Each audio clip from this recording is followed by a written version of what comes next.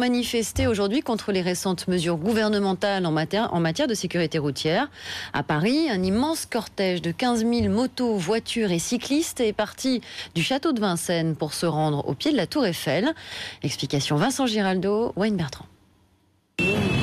Concert de klaxons cet après-midi, place du Trocadéro pour l'arrivée de la manifestation. Cela devait être une première aujourd'hui, motards et automobilistes ensemble dans les défilés. Les cortèges étaient toutefois essentiellement constitués par des deux roues.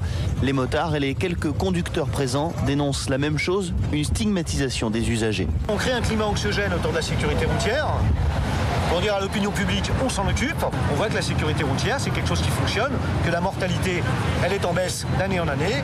Et là, ils sont juste en train de fabriquer un buzz médiatique pour dire c'est très grave. Ils prononcent des mesures.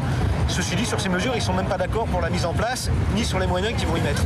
Improvisation, effet de communication et surtout une politique du tout répressif qui est à bout de souffle pour les associations comme pour les usagers. C'est grave de voir qu'aujourd'hui les conducteurs ont plus peur des radars et du gendarme que de l'accident.